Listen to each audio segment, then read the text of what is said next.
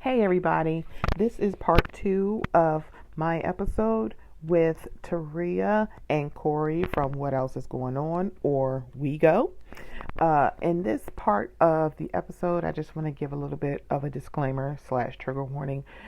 In this part of the episode, we go into details of the situations, the untimely and just horrific deaths of Dante Wright and Adam Toledo. So I wanted to give everybody that disclaimer, that discretion is definitely advised on listening to this part of the episode.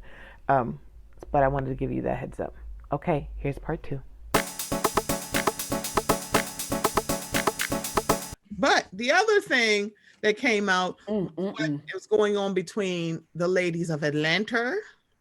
Now, if you've been watching this season, there was a clip on one of the earlier episodes where Kenya felt some sort of way about Portia's activism and said it read fake. This was around the time where Lo decided to, and I love Lauren, she's adorable, decided to throw Portia a party for her activism. Yeah. She also uninvited Kenya from the party. She was invited, and then Lo came right back around and uninvited. Cynthia did that's what I didn't like about Cynthia. Cynthia was like, "Can Kenya come too?"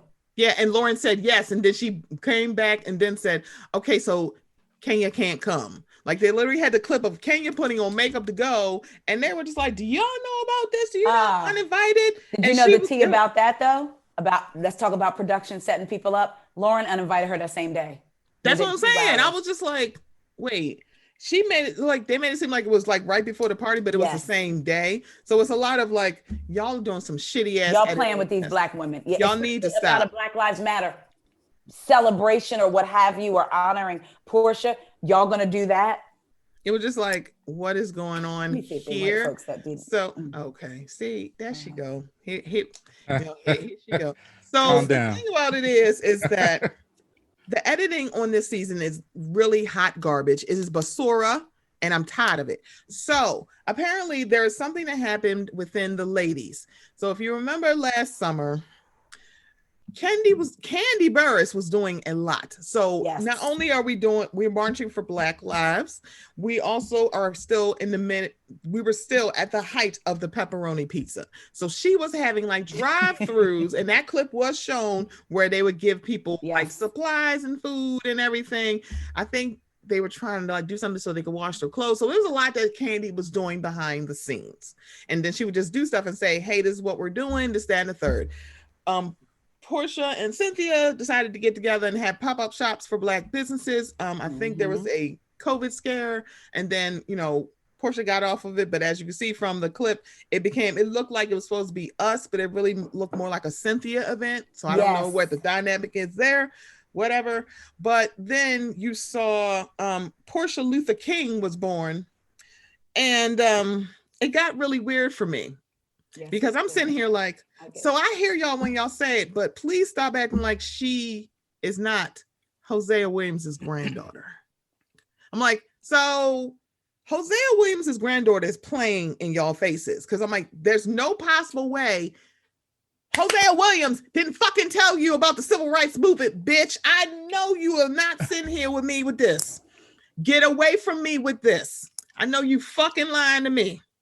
But I don't know if like Breonna Taylor was just a straw to broke the camel's back, so that could also be the issue. However, the Underground Railroad wasn't right. It was like, girl, I'm like, Jose, your grandfather is embarrassing. I'm like, ma'am, you are Jose Williams' granddaughter. You know what the Underground Railroad is? You dummy bitch. You are a dumb hoe. Shut up. See, it fits. Lives in my head rent free. So apparently there was a circle. Kenya was right. I'm just when she talked about Miss America, Miss Universe, Miss all that. How dare you? Oh my God! You better stop rounding her up. You know she is not Team Twirl. Where's James? James is like, I am Team Twirl. I'm like, I am Team. Both of y'all are nonsense. I am Team Lake Bailey. That's what I am. Yes. I'm Team getting dicked down by Lake Bailey. That's what team I'm on. Okay, well, wait a minute. I'm like, Cynthia. Apparently, I've reached my quota of contributions to this conversation, so I'm gonna be quiet. My knowledge on the situation.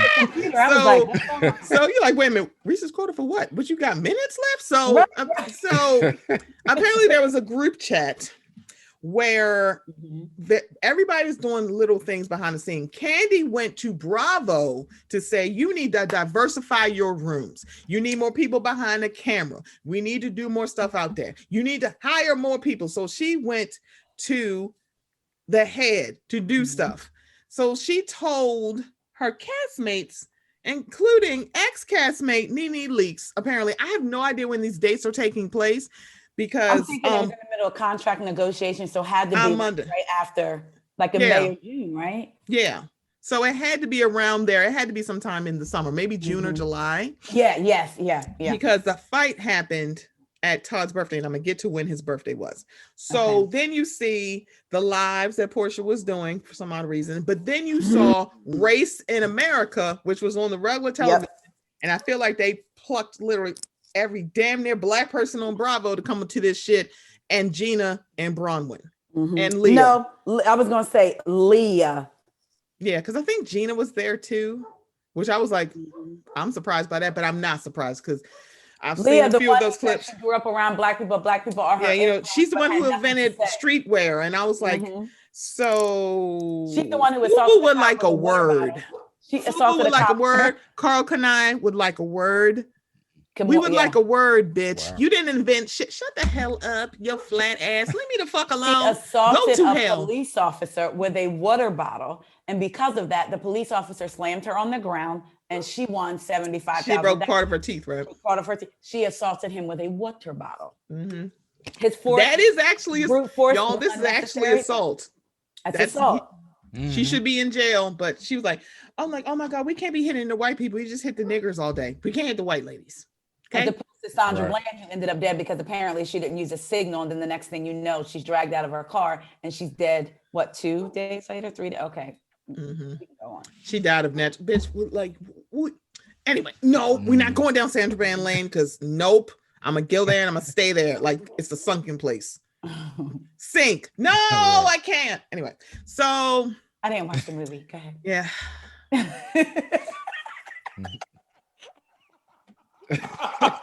Yo, I wish y'all could see Sarah's face. Like that. Sorry, it threw me off. So she wrote, that's the thing. Candy wrote a letter to Miss Levine.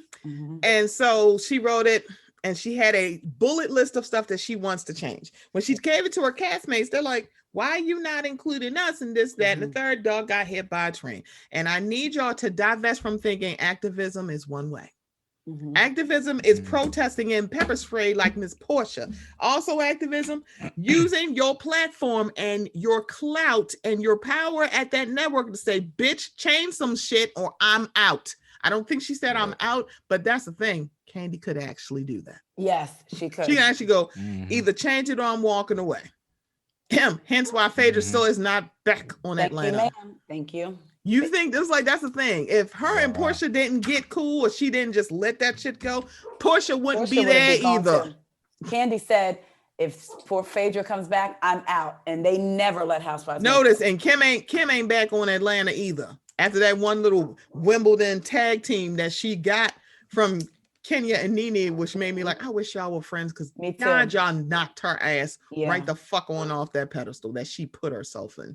Because her husband with the fat ass, you think you cute. No, we just like looking at Croy's ass in them pants. Girl, we could be without you.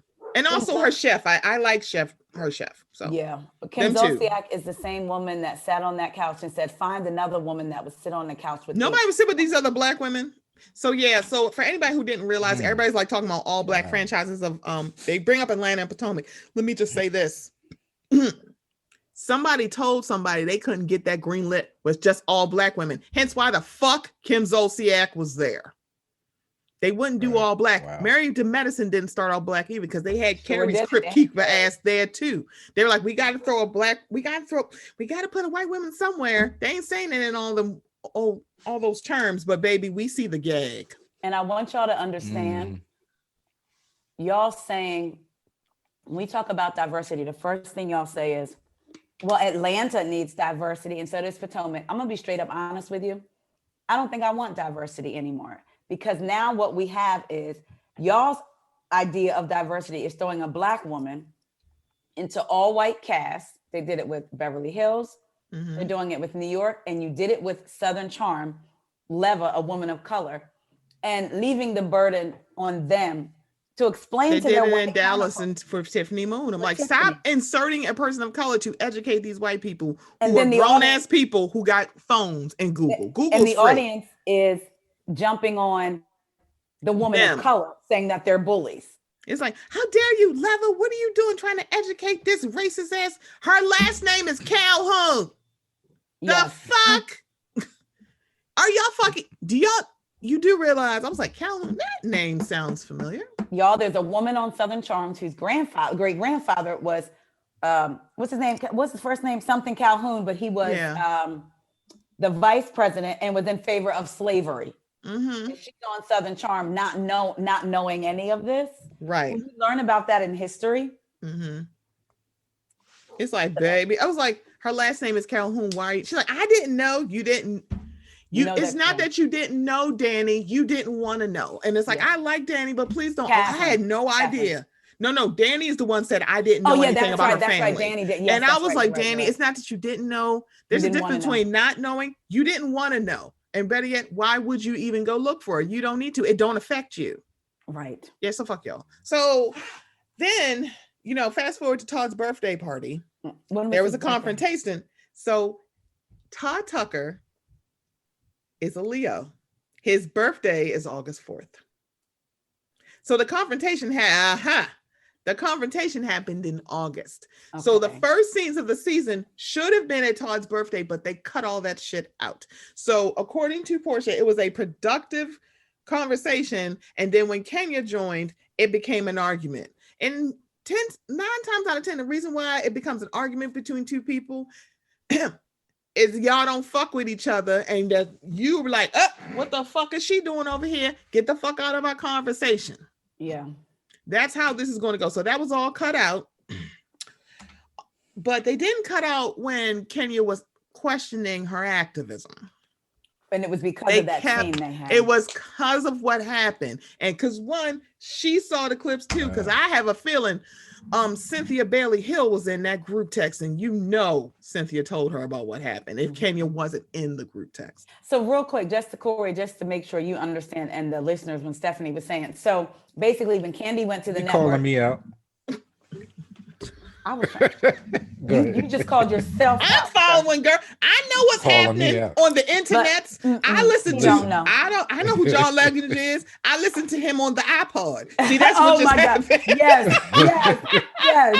So basically, y'all, just like Stephanie said, Candy went to the network. Y'all need to do something. Mm-hmm. Portia and all the ladies thought that they should do it as a group. When there was a text chain with all the ladies, and then there was a text chain with just Portia, Nene, Marlo, and Tanya. Nene sent that text thread to the blogs, and Candy found out, and it made it seem like Portia was bashing Candy, and she said she wasn't. So when they go to Todd's party, Candy's like, I need to have a word with you, Portia. Yeah. And then Kenya, she said the conversation was going good. She was explaining. Then allegedly Kenya came over, and it escalated because they don't fuck with each other. Yeah. But why are you over here though?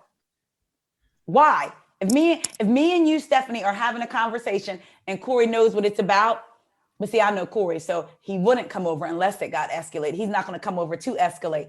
Unless it involves me, then I want him to come over and escalate it all. The thing about it is, I don't think because they don't fuck with each other, they started off on a bad foot and they never got back. There was never going to way that Kenya's presence wouldn't de-escalate the situation. There's no possible way. It's like it's always going to escalate it because y'all don't fuck with each other. Because the last reunion was very confusing. I'm like, why are y'all mad at each other? I thought y'all were cool. Y'all got these little babies. We're mad because Portia became friends with Nene again and dropped Kenya. I do put that on Portia, and I don't even like Kenya. I think that's Kenya's the thing. It's like, feelings you were- stop leapfrogging on Friends. Yeah. Ma'am, you don't need to do all that. You're not Marlo. You don't have to leapfrog all over the place. They do You it are to a try to fan get on favorite. stay on and the I show. like Yeah. Marlo. I'm like, I kind of like Marlo. I feel like she would be my favorite person to eat crabs with and play spades. I don't know what it is about Marlo. I just like her. I've always liked Marlo. Mhm. So She seems fun. She Yeah. does. She seems fun. It's like some people you see fun.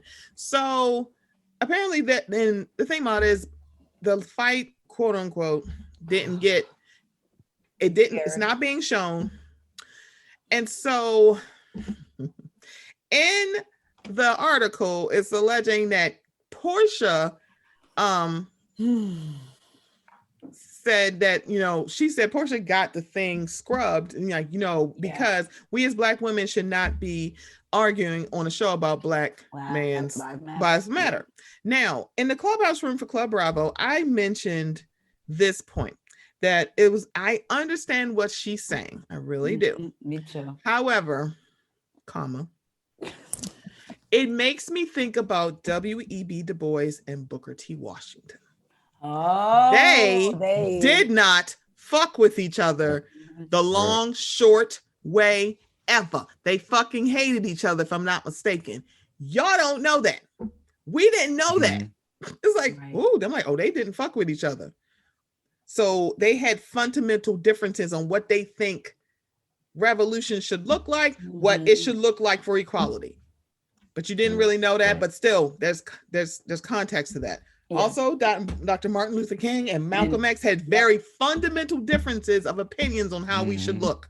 They had one final conversation between each other before one of them died. No one knows what that conversation was about, but for the most part, I think it was after Malcolm. Yeah, it was before Malcolm X died, because he died first, and then Martin Luther King. Right. Malcolm X got killed, and then Martin Luther King got killed. So it's kind of like, we're talking about fundamental differences. And if we're saying like it looks bad in front of these white people, we argue about Black Lives Matter, white people going to check out. Oh, baby, newsflash. They would check out anyway. They were like, that's the thing. When you're not sold on somebody's thought process, or you're not sold on actually being better, you only need one reason to go, see, checked out, baby. They don't care if y'all arguing, because one, they're not tuning into Atlanta to hear you talk about Black Lives Matter, Portia. They're not looking into it. They're not watching to watch your ass. So for you, I'm like, I get what you're saying, but I think it's rather hilarious that the person who literally was Team Monique on Potomac and said that's right, she brandished a knife, but you're okay with watching Black women fight on camera and you're going to justify it, but you don't like, oh no, we can't have these women arguing. You're saying that because it includes you and it's going to make you look bad. See, I'm not stupid. So if the scene made you look good, you probably wouldn't care. I have a feeling that scene would have made her look really fucking petty and bad. And let me tell you something. This goes back to Bravo could have stopped all those women speaking in Vulture, because in the article, Candy spoke out about the Portia thing, which is why Portia did the live. Bravo could have put a stop to the article, period. You know what your talent is liable to say and not say. But let's go a step further. Not only did they know what could potentially come out, Portia said she called the executives and explained to them how it would look to Black women who looked like they were arguing about something as important as Black Lives Matter. But they didn't cut out Kenya's response to that, which made the audience question and still made it look like Black women were arguing about activism. If Bravo truly cared about what Portia was saying, they would have cut Kenya saying Portia's getting arrested for attention, because that was her reaction to that argument.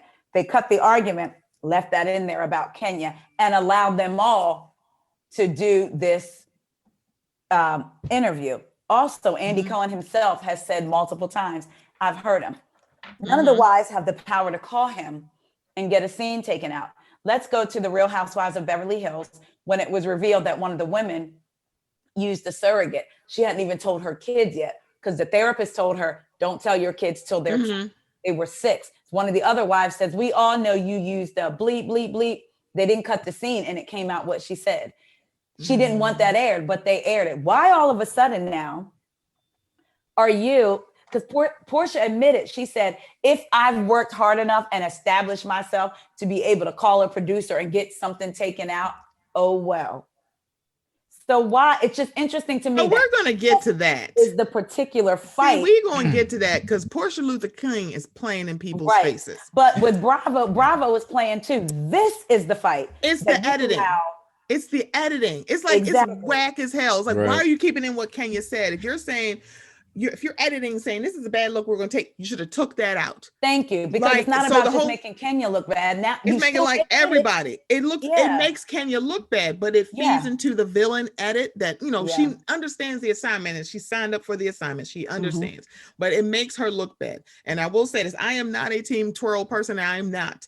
And I said this last season about Candace. Candace is very reactionary. She is not. She never pulls the first punch. When it comes to Kenya, she's not a liar. She can be nasty and she can push a storyline, but she is not a liar. Because we watched for years. So shut up. You know what? I'm sorry. You know what? Leave me alone. When the whole thing with Apollo, that was fueled by Apollo saying, and then you come to find out that he actually lied on her. Yeah. It's like it's like you lied. And it's like, it's weird lies. And I think maybe when we're talking about rumors between each other, because I think she was talking about Portia and the African Prince. Portia did the same shit to her. I'm like, girl, you told Cynthia that Peter was playing his waitresses in penis. Let me get to the other part later because I'm gonna get mad because she make me sick. So the woman who wrote the article named Anna Peel, her Twitter handle is Banana Peel, and I swear this is one of the cleverest Twitter handles I've ever seen. So she is saying this is some of the stuff that did not make the article. Kenya Moore confirming that she did the mental calculus during Crab Cake Gate and actively decided that she would rather look cheap on TV than buy Marlo food. Leah McSweeney revealing that she's girl. Leah McSweeney revealing that she's converting to Judaism, and after finding out my brother had also converted, asking if he's single. The fact that Giselle Bryant also in touch with Bravo executive Sherry Levine and advocated for Giselle also talked to the Bravo executive and advocated for corporate diversity. The most revealing moment from my interview with Jen Shaw was that she was very casually and believably lied about whether she was filming, which I immediately found out was untrue and which she could have easily demurred on, as many other women did.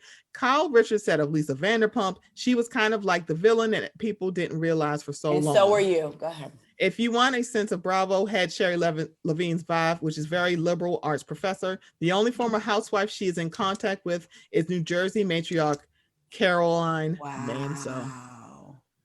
I could see that. Okay. So that's the stuff that's not in there. The article is long. So very long. Then we have Portia decided, she's like, after the article came out, I got so much to say. And she went on her Instagram. It's a 35-minute Instagram.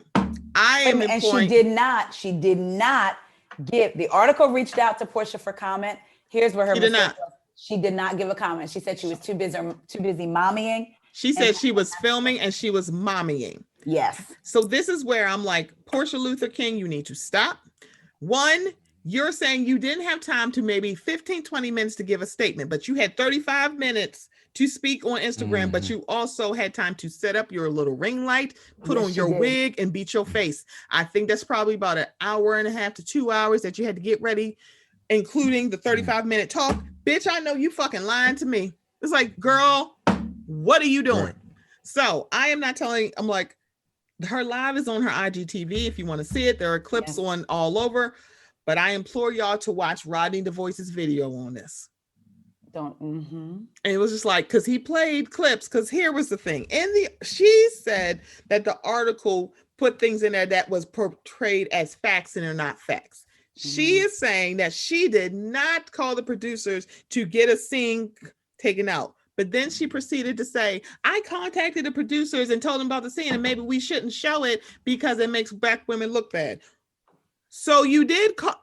She's trying because to play she was trying to say that Kenya, she's doing semantics because she said Kenya was lying about that. Kenya's not lying. You did call them. You didn't say pull it or I walk, but you did say maybe we shouldn't do this scene because it makes us look bad. Way that would guilt them into not. Like maybe you're right. Maybe you're right. We shouldn't do it. So you can't sit here and say you didn't call the producers when you flat out just said that you did. And you admitted that you had power to do, like you worked hard to get that power to do so. Yeah. Right. Because this is my thing about her live. I started watching, I cut it off after 4 minutes because homegirl said out of her very beautiful face and her that has the beautiful wig on her head that when it comes to the shade and all the stuff going on the show, I leave it on the show, child. I don't even comment on it. And I'm looking at her Dish Nationally. Yeah. I'm looking at her Bravo chat room Lee. I'm looking at her Atlanta after show Lee because you are fucking lying. I said, bye. No, you are not going to sit here and play in my face and say you don't do that. Girl, every time you on fucking Dish Nation, you shading your co-workers. The fuck you doing? You be on chat room giving your opinion. You gave your opinion about everybody else, including Atlanta. This is why I'm saying that if your show is in season, those housewives should not be on chat room. Period. Giselle can stay, bring like even Heavenly. I'm like, I don't know, but I think, if your show is in season, don't be there. I swear. Because or how about it makes don't even use people on the network. Right. It was just kind of like you're somebody who's not on that show because I feel like that's unfair to the people who are not on Bravo chat room. Yeah, and who are responding back via Twitter, and then their Twitter followers are saying what's going on. Giselle said something about Karen's ring being like $7.99, and then Karen's doing all these tweets, and people are like, Karen is obsessed with Giselle, and it's like, well, no, she's responding back to something you don't watch. The thing about it is like Portia act like she be tweeting heavy. No, the fuck you don't, bitch. What are you doing? I'm like, I follow your ass. No, the fuck you don't. So I'm sitting here like, and in the middle of all of this is Candy Burris Tucker. Yeah. Okay. Candy, like y'all need to understand, since season 2, Candy has been on this show. She is the highest paid housewife on that show. Also, if Candy don't want to talk about shit, she ain't talking about it. Mm-hmm. Why do you think that? I'm like, because when I heard those rumors last summer, I heard that. And I was like, oh, but also Portia is trying to like move it away from Candy and she's moving it to Kenya. And I know why she's doing it. Yeah.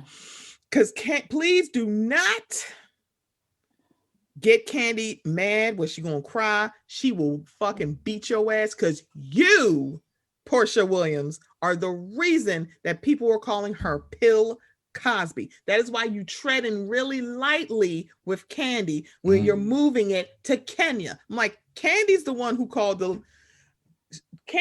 the letter to Sherry Levine, not Kenya. And the bad part about it is I'd have shaded your ass too if I knew what the fuck you said. I'm like, one, this is not a group project. Candy was not doing this as the Real Housewives of Atlanta. She did it as herself. Yeah. And the fact that you're actually saying that we should all be doing everything together. Oh, I'm sorry. We getting arrested and pepper sprayed with your ass in Louisville? Are we out there marching with your ass or are you doing something by yourself? I'm sorry. Did Lauren throw the whole cast a party for their activism? Or just you? And what did Candy do? Sat there and ate her fucking food. Yeah, she ain't say shit. And it's like, why are you... Girl, here's the thing. Candy could blow this shit up if she really wanted to. When Kenya was on her Speak On It, Candy didn't tell her to shut up because she knew she wasn't lying, which is hilarious. When Carmen and Don Juan is shading Portia on Speak On It, she don't say a goddamn thing. She says nothing because she know y'all not lying. So that's the part where I'm like, Candy, I really wish you would have, like, I get that you want to like keep it in the dungeon, this, that, and the third. I really wish you would have like backed Kenya up and said, Kenya's not lying because you said it to Don Juan. It's like, so Kenya not lying about this. It's like, thank you. But it's like, if I'm your friend, why are you not backing my ass up? But I also get to an extent why she didn't, because I do. You're right. I do know why she didn't say anything. It's like, but the thing I think that's the power of Kenya as a villain. She don't need nobody with her. Yeah. I will stand 10 toes down. I know I'm not fucking lying. Yeah. I'm not making this shit up. I don't need nobody to stand in my corner. As much as she would love Cynthia and Candy to be in her corner, she's fine if she is the dog in that fight by herself. That is what I will give to Kenya. She was very much a throw her rock and hide her hand person. pre-Brooklyn, post-Brooklyn, I'm fine with Kenya. Yeah. It's like James might get me on Team Twirl, I don't know. But it's like, Portia, what you're not going to do is sit up on this Instagram live and lie.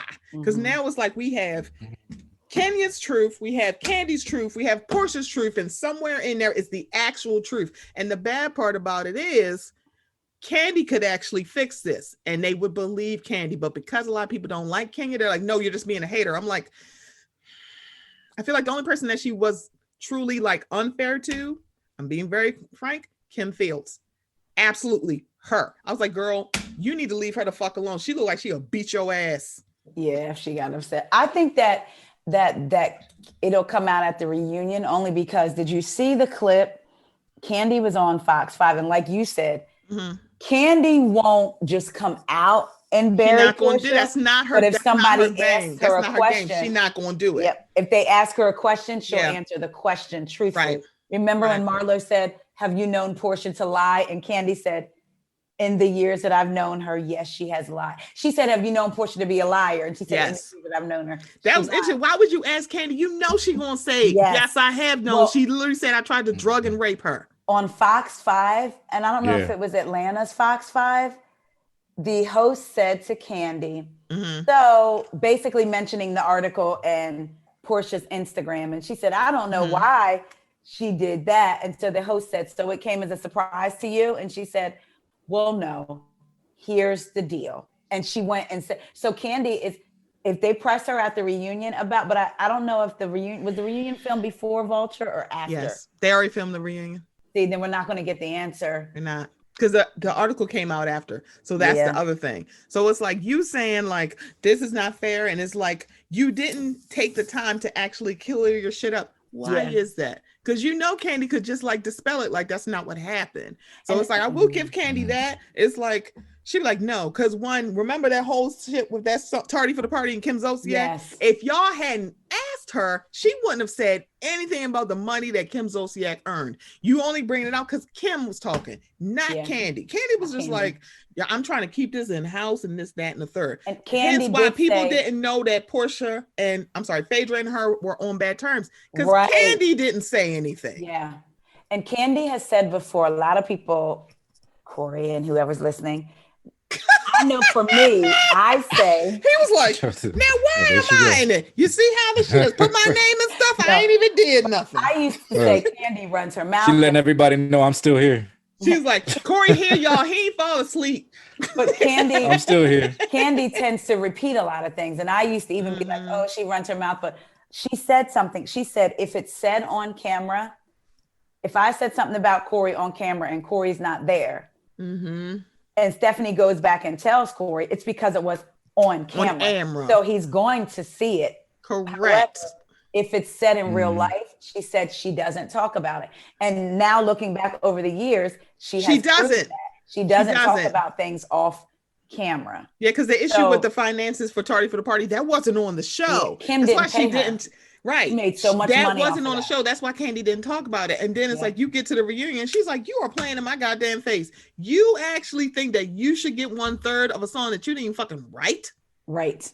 Yep. It's like, child, there's so much that go on. Candy don't say nothing. And I think with the Portia and the stripper, the Bolo, Candy was torn because yes, we're on camera, but we're supposed to be off. So she was torn. And I think because she employs Bolo and he got his own situation going on, that maybe she didn't. But ultimately, at the end, I agree. And the way you put it, I agree with what you're saying about Portia, because I was just kind of focused on the BLM part of it. But I agree as a whole, like Portia really is trying to play us. But at the end of the day, it's like, the way Bravo edited it is horrible. The subject matter is still arguing about Black lives and who's doing the most activism. That's what I'm saying. The editors fucked this up. Why would you include that Kenya part? Because that's the reason why people talk about it. If y'all had cut this out, we would not know anything, because Candy not going to talk about it. Oh, so now you got white people talking about it. Portia probably wouldn't have said it, because one, I have a feeling that scene would have made her look very fucking bad. Yeah. Because it's weird arguing with Candy, because Candy's somebody who, like, if I can avoid conflict, Yeah. I am going to. But once I'm in it, I'm in it, you don't want me in it. I will straight drag you in this bitch. That's what she was going to beat Mal's ass. And I'm like, I'm sorry, I kind of be Team Candy. Get your fucking hands off me. What the fuck you pushing me for? Yeah. It's Candy like, gets see, crying, man. You don't mess with nobody that cries. That's what I'm saying. And I recognize, because I'm like, sometimes I do that. When you're so mad, I'm like, I want to do something, but I can't, because if I do this, I look like the angry black woman, and I'm the person that's wrong. When I'm the person being wronged, and now I'm like, I'm not crying because I feel sorry for you. I'm crying because I'm so fucking mad.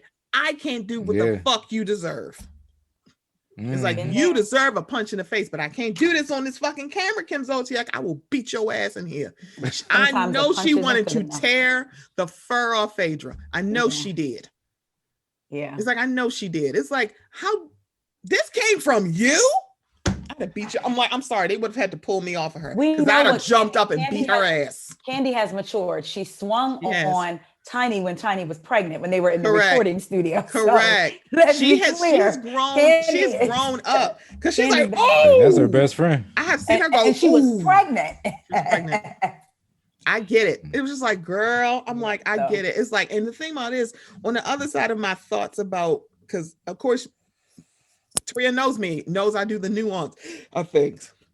I am actually very, very impressed with Portia using her platform in a way that can alienate people. Even on that live, as soon as she started talking about Black lives, 13,000 people dropped the fuck off, because they're not here for this shit. But that is just a mark on the Bravo fandom. They are not here for you actually talking about, let's uplift my people. We here for the mess up, mischief managed.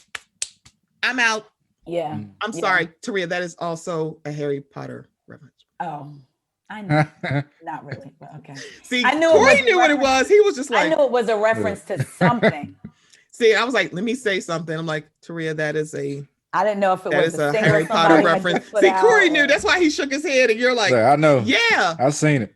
I didn't know if it was a single somebody had put out or anything like that, but now I know. Okay. No, it's like, so I appreciate Portia using her platform, because I have it's very interesting to hear people talk about celebrities and activism. They're like, celebrities are not activists. I'm like, you want to know why? Because we don't give a shit about activists. We don't care. You're not going to sit here and talk about the activists who've been 10 toes down in the community for 15, 20 years. Now their kids are there. Now their grandkids are doing the same work. You don't fucking hear about them. Here's the thing. We got a local person here named B. Gaddy. Everybody in Baltimore knows about B. Gaddy. There's people nationally knowing who the fuck B. Gaddy is. They're like, why are y'all talking about B. Gaddy? Who the fuck is she? Because that's how community organizing and activism and community work really does work. So when we talk about celebrities using their platform, I'm like, you want to know? Because you pay their asses attention. You don't pay attention to my friend Charlene, who is very, very active in Baltimore ceasefire. There's a whole bunch of people in there. Y'all don't.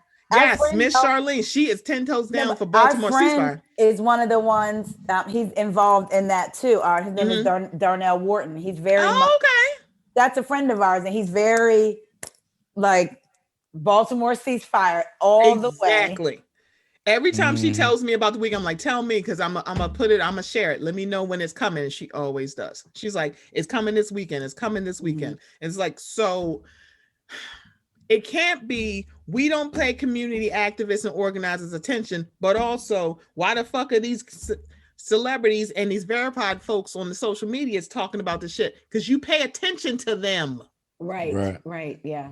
You pay attention to them. You don't pay attention to community organizers. So that's why I don't fault it. So that's why when Kenya said it, I was like, I don't think she's faking this. I think you're using it as clout to a certain percent, maybe 1/16 of this. Of course, this is part of your storyline, because you don't want to talk about that dude that makes the hot dogs, who literally can't keep his dick out of all the women in Atlanta, but for some reason can't put his dick in you except to shoot up your cub and get you pregnant. But we can talk about your activism. We can talk about you getting arrested. We can talk about you marching in Atlanta. We can talk about you getting pepper sprayed. But we don't want to talk about that ugly ass nigga that you had that baby with, that is extremely cute and got all literally every black woman's name in Atlanta on his fucking body, as if this is some high school yearbook that he got everybody's fucking name on him. We don't want to talk about that, but we want to talk about this. I'm like, girl, it's not about we gonna look bad.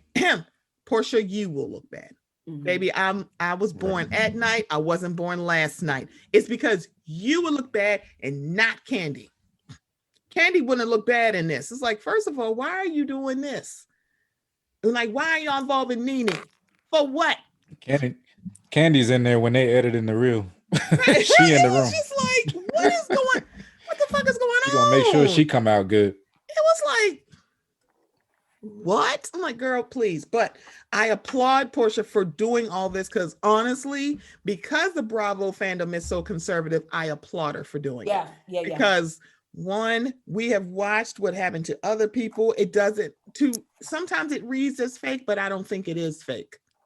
I don't, because I think when you talk about celebrities doing things, it's always going to be this level of skepticism because they're celebrities. Hence why people don't believe Bronwyn, which I do. And it's like, they're like, no, she just doing this for clout. There's a lot of other things going on, but that we don't believe, but yeah. Right. And it was kind of, but people her castmates question her activism. You hired a photographer. I'm like, she's a celebrity. We're not doing this. We're not going to do this thing where we're like, why do you have a celebrity? Because why do you have a photographer? I'm a fucking celebrity. And also, there's always skepticism of celebrities doing this kind of work. It's always going to be there because they're like, are you just doing this because of this? Or you actually 10 toes down in it? And it seems like Portia is actually 10 toes down in it. So that's why I give her the benefit of the doubt. But ma'am, I don't need you to lie to me because what I do not like is someone to lie to me and to lie on me. So I felt Kenya going, so what you not going to do is call me a fucking liar. Right. Check that. No, the fuck you not.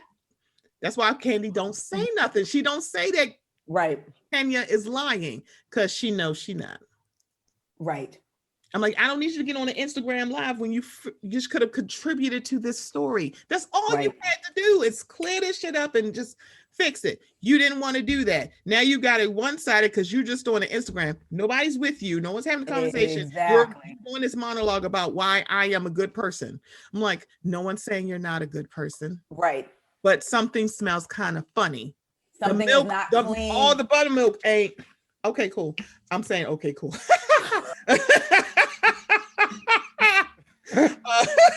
So sorry. This is so funny. Y'all, there's something different. I'm leaving this shit in because I'm like, Cook, I ain't edited shit.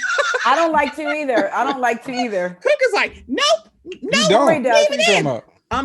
No, I mean, I tell you, like, leave everything. Can relate. There's sometimes I'm like, fuck, I gotta really edit this shit out. God damn it, I hate when I have to edit something like, not like sound quality, like actual part of the conversation where they're like, like, yeah, sure. Right. Right. No problem. That good stuff. Did I forget? Like, you don't want that? It's like, damn. It's like, and so I gotta talk to Rashani. I'm like, I know it's a place where I can pull up the timestamps and Zoom. I'm like, that would help me so much. Let me know too. Oh, yeah, because I think Brandon from Why So Serious. While I'm here. Not Why So Serious. We say something nice. I know too many black dudes named Brandon.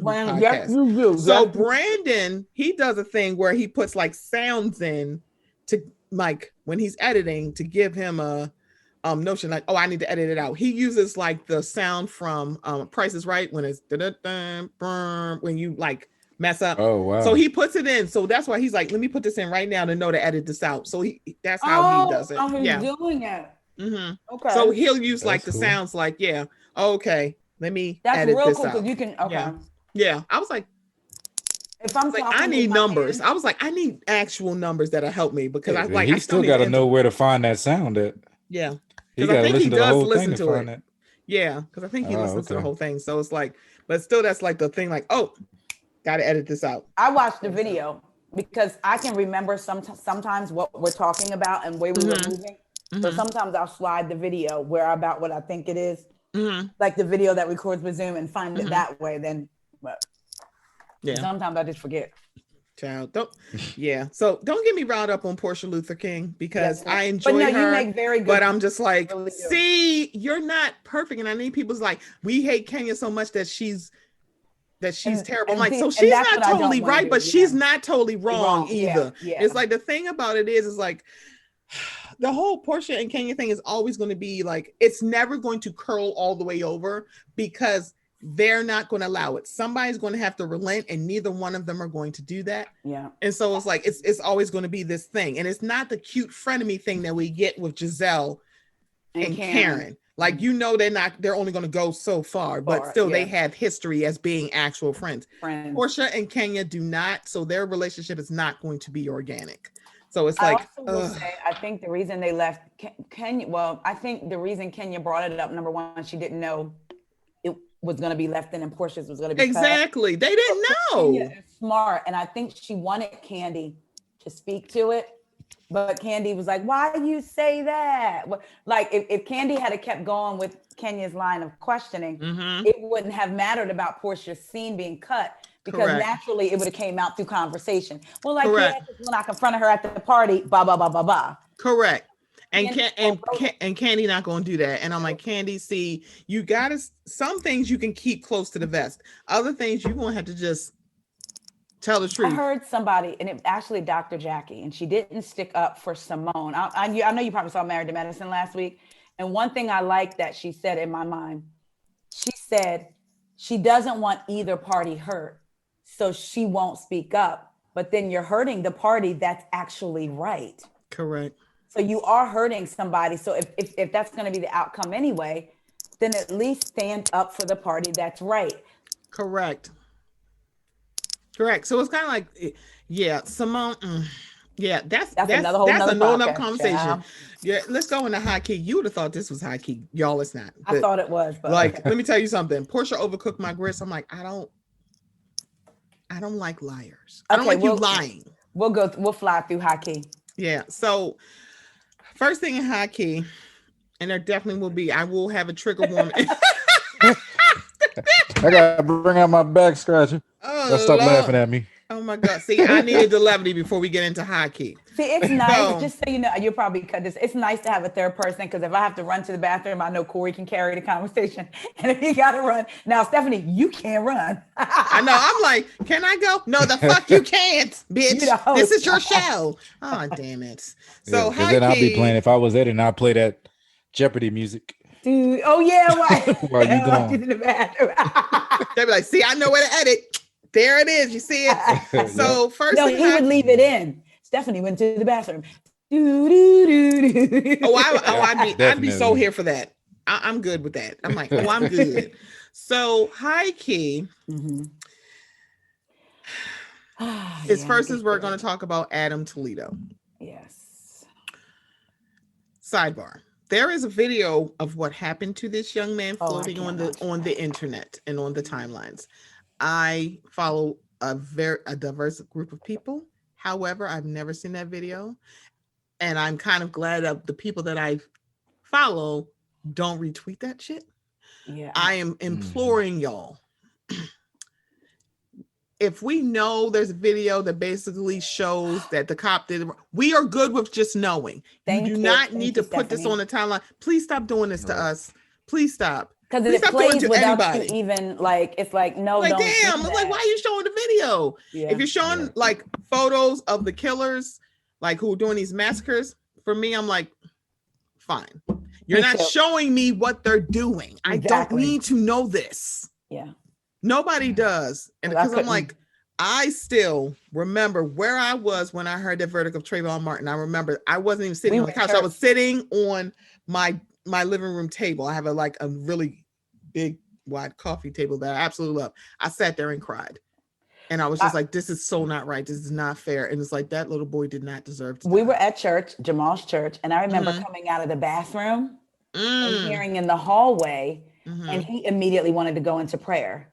Yeah. People were crying. Like, it was like, because it was I remember feeling like, I felt other verdicts before, but I think as Black people started, sometimes you do become numb. Yeah. And this really felt like devastating.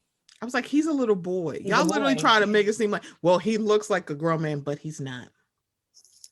He was 14. I just knew he was going to jail with all the evidence and the hearing the, but y'all actually saying stand your ground. I'm like, bitch, fuck you. You can stand your ground in hell. Leave us alone. Yeah. Go to eternal hell. On the Acela, like you said. Please, Acela, because you get no local train to hell. You can take the express.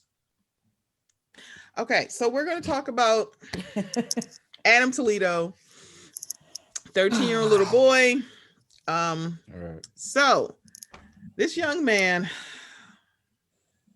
they released the body cam footage on last Thursday, which was, let's see, today's the 18th, it's Sunday the 18th. So what's April 15th? Yes. This happened on March 29th when he was shot.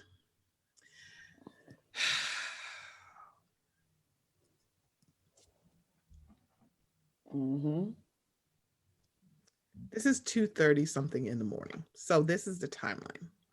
Wow. Multiple shot spotter sensors picked up audio of approximately 9 gunshots being fired. A short time later, a call went out over the radio with the Office of Emergency Management and Communications of shot fired at 2356 South Sawyer.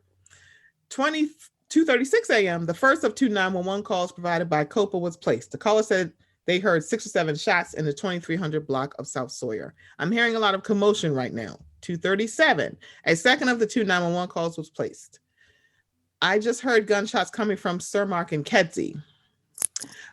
When the dispatcher asked how many shots, she responded, a lot, more than 5. 2:38. An officer's body cam shows them arriving at the scene and exiting the driver's side door of the squad vehicle. After colliding with a civilian, the officer began to chase an individual identified as Adam Toledo down an alley. 2:38 and 35 seconds. The officer's body cam audio kicks on as he yells at Toledo to stop and identifies himself as a police officer.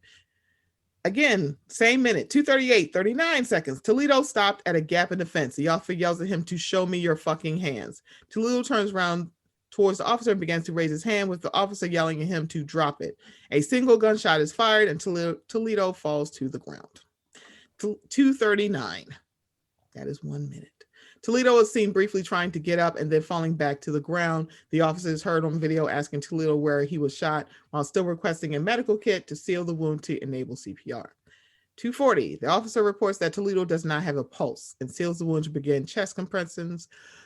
2:42, while other officers arrive on scene and administer first aid to Toledo, the officers and another witnessing officer walk behind a fence a short distance from the gap where Toledo was shot. The officers shine their flashlights on a spot near the fence where a black gun is seen. The 2:44, the witnessing officer asks the officer who fired the shot if he wants to sit down while an ambulance arrives at the scene. 2:46, the order is given to shut off body cams.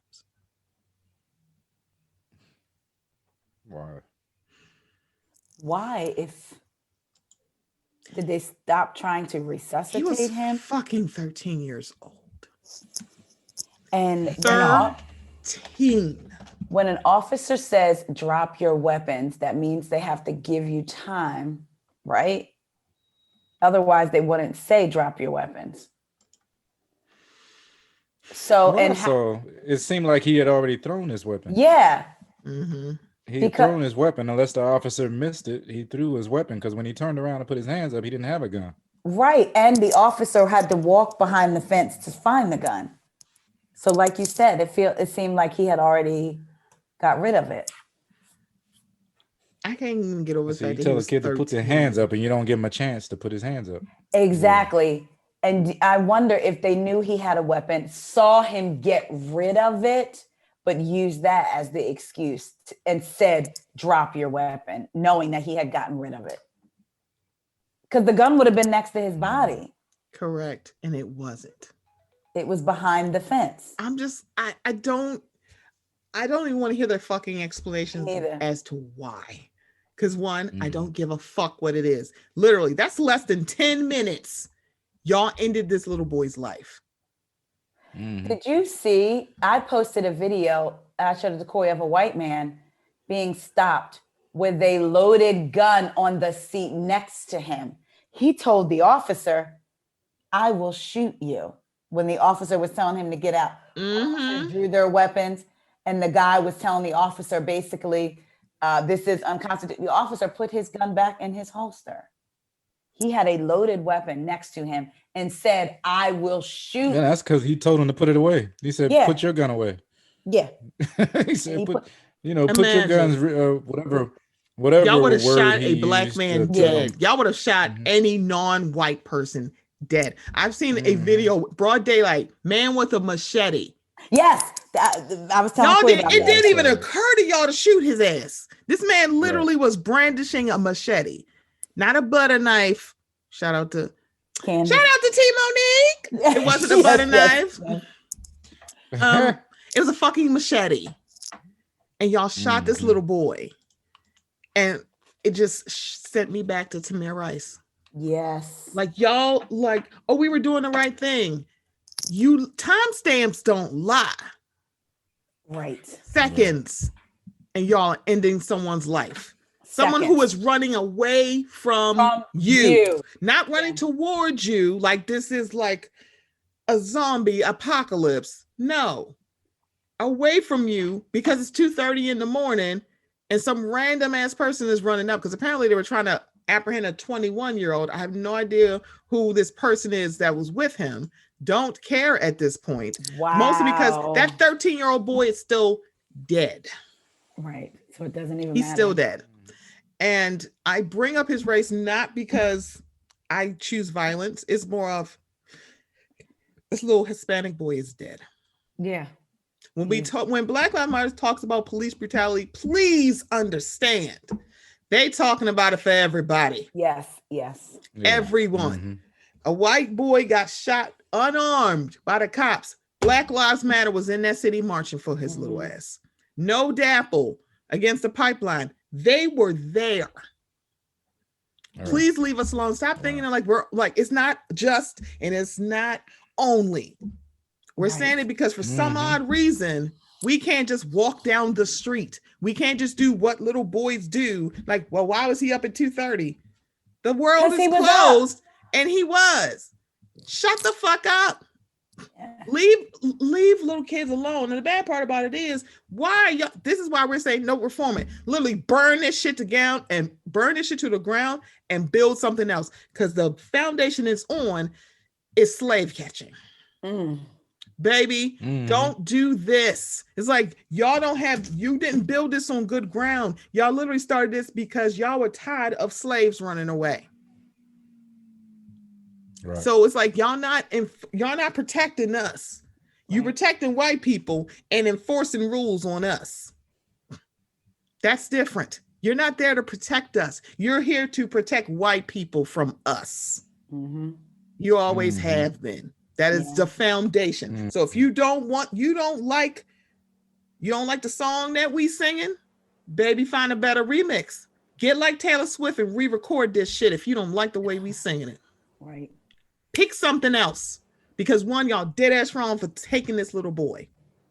He's 13. I mean, to a certain degree, to somewhere down the line, some few cops, I don't know how many, but somewhere down the line, they stopped seeing, their son, their father, their brother, their cousin. You know what I mean? Somebody in the community, because most of the time it's because they're not even from that community. Correct. But they stopped seeing that human being, and all they see is this. They see the statistic before their statistic. You know what I mean? It's like they see what they think you did is who you are. Instead of seeing that, you are somebody's son, you're somebody's brother, you're somebody's, uncle, whatever. I mean, even for the females, you're somebody's sister, daughter, aunt. You know what I mean? They somewhere down the line, I don't know if it's because of their job, what they do, what they see every day on a daily basis or whatever, that makes them numb to it.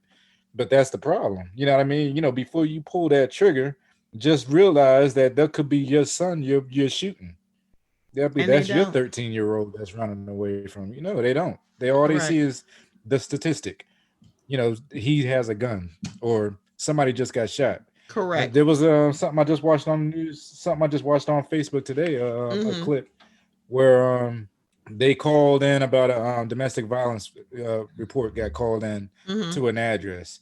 The cops get to their address and you can hear them talking about this black guy they see outside.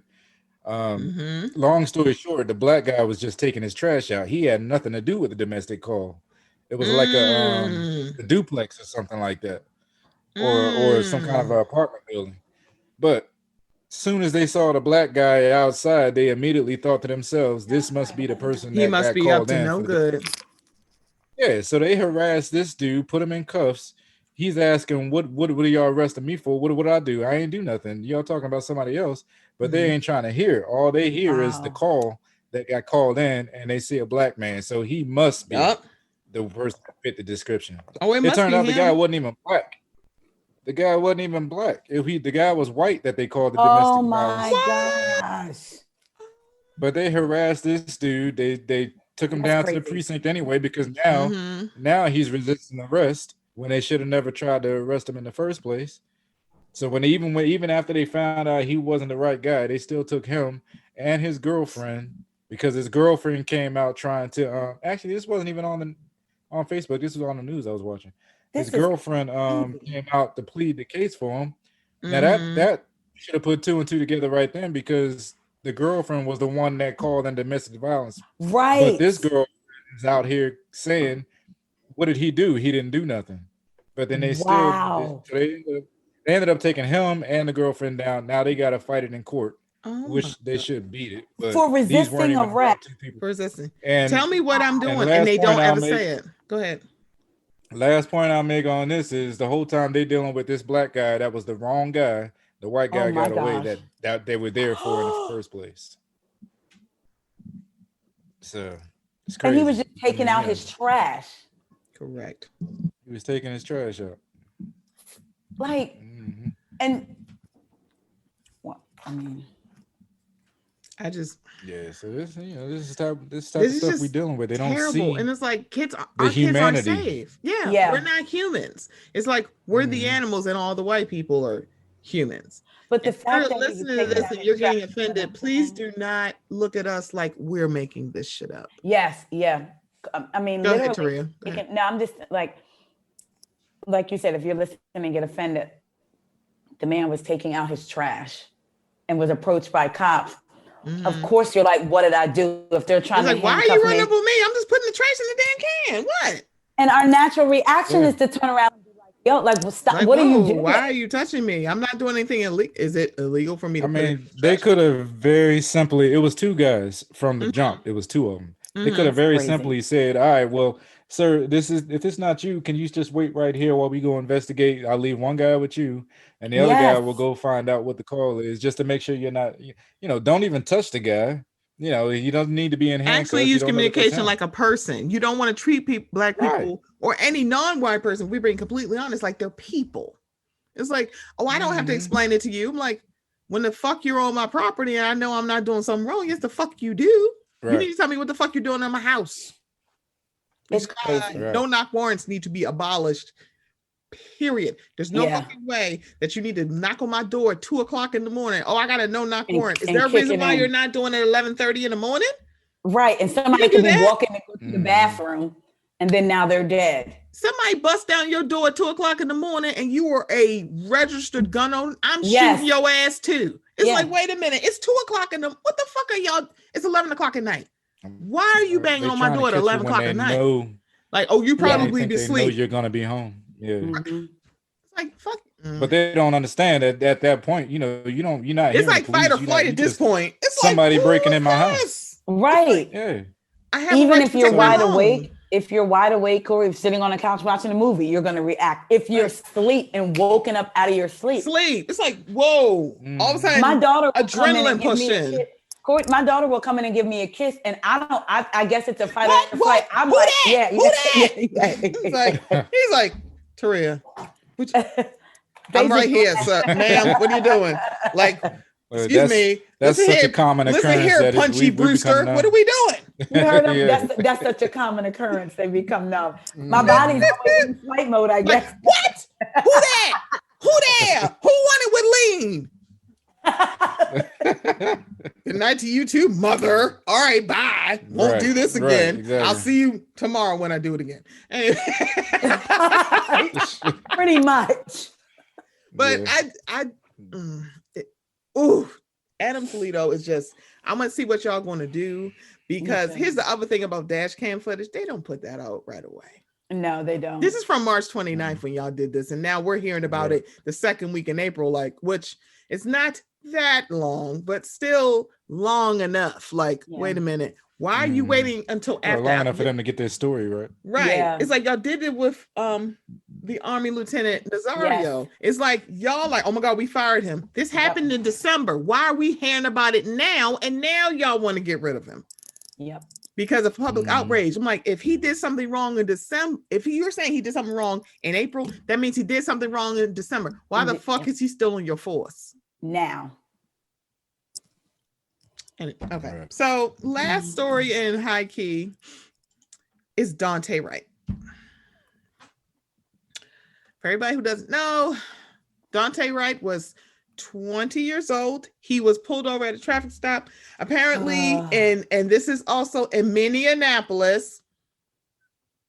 State of George Floyd. State of George Floyd. Not that far from where George Floyd was killed either. And I feel like there's some sort of connection between these two, Dante Wright and George Floyd. I'm trying to think. I'm trying to think if it was Dante Wright's. I gotta remember. One of their aunts was one of their teachers, and I gotta figure out where that is because I remember reading it and I went, yes. And I was like, I can't remember if it was Dante's or was George Floyd. Like that, and I was just like, I'm like, that's how small cities really are. Like, oh, okay, it's like, oh, I know this. I'm like, what the fuck? And y'all know Ben Crump is there, and this is not Ben Crump slander day. So you're just gonna move on. I'm gonna just move on. Okay, this is not. So the chain of events that ended with yet another fatal police shooting of a Black man in Minnesota began in what has become a typical tragedy with a traffic stop for a minor infraction. Dante Wright, who died Sunday after running with police in a suburb of Minneapolis, was driving an SUV with expired license plates, and he also ran afoul of a Minnesota law that prohibits motorists from hanging air fresheners and other items from their rear view mirrors, which makes no fucking sense. He was pulled over for having an expired registration on the vehicle. When the officer went over, an item hanging from the rear view was spotted. It was after that, Gannon said, that the officer discovered that a gross misdemeanor warrant for Wright's arrest has been issued. Minutes later, a gunshot rang out and Wright joined the ranks of other Black motorists who have died having been pulled over by police. Gannon, that is the Brooklyn Center police chief, said Monday that he believes the officer meant to pull a taser in Sunday's shooting, but instead pulled her service weapon. Benjamin Crump is everywhere, but he's also in touch. He is apparently on retainer. He is now helping the Wright family. Ben Crump said, Dante Wright is yet another Black man killed at the hands of those who have sworn to protect and serve all of us, not just the whitest among us. He could have said white, but you know what? Today, again, it's not Ben Crump slander. As Minneapolis and the rest of the country continue to deal with the tragic killing of George Floyd, we must also mourn the loss of this young man and father. This level of lethal force was entirely preventable and inhumane. Studies have found that Black drivers are far more likely to be stopped by police than white drivers. Not only that, but once they are stopped, Black people are searched nearly twice as often as white drivers, and the searches are less likely to yield illegal drugs and other contraband than search of white drivers. So what is happening is that the officer that shot Dante Wright, now the police chief is saying, I think she meant to tase him. And that's exactly where she got her excuse from. So then she said, oh, I thought I pulled my taser. Now, I am not a police officer. I do watch the SVU. Y'all, I know it's propaganda. I'm going to be really honest, but I literally cannot think of one good cop on that show. So while I hear you, everyone who's saying it's propaganda, please know some of these people ain't shit. As much as I love Elliot Stabler, he's a piece of shit, low-key racist Irish dude from one of the boroughs in New York. Baby, I'm not fooled by any of this. I love SVU, I do, but baby, it is propaganda. Let's just be very clear. It really is. We're not talking about SVU. That's another day. Homegirl that shot him has been a cop for 26 years. And you are going to tell me, as a 26-year veteran of the police force, you don't know that tasers and guns weigh different? Our daughter that is they're in the also military. not on the same side of Look. One is on one side, the gun is on one side, taser's on the other. Look different, feel different, and like you didn't see that yellow barrel on the end of your arm. You didn't see taser come out. So that means with your taser, you were aiming for his chest. Well, you could tase him anywhere and still get the same. You could tase somebody in a leg. It's still sending an electric current through their body. You don't have to aim at their chest. Our daughter was in the military, in the Air Force. She handled guns, and she said, she was telling us, you got to take the safety off. And because I was asking her, she said, you can definitely tell the difference. Because I was thinking, somebody said they wanted to know if it was muscle memory, like they weren't quite sold on what she was saying. But okay, was it muscle memory? So I was like, so I talked to my daughter about it, and she was basically like, no. That's a good point, because you consciously have to turn. You consciously have to take that safety off before you shoot that gun. Correct. Yep. She said, and that's what our daughter said. She said the safety, all that. She broke it down. I was like, oh, okay. Yeah, there's a lot that you have to do to prep to fire a taser, but also fire a gun as well. That's why it's not in the same fucking place. And you know what's going to get me? Because here comes the misogyny and here's the nuance. That bitch is going to jail because she's a woman. She is going to jail. I can almost guarantee you they are going to make an example out of her. They're like, because notice you're seeing all these male cops coming out of the fucking woodwork to say there's no there's no possible way. It's like, oh no. Because when traffic stops, I don't know, except for homegirl that shot Botham Jean. She was an example too. And she was an example. Her hair and all that stuff. Child, it was like, let me tell you something.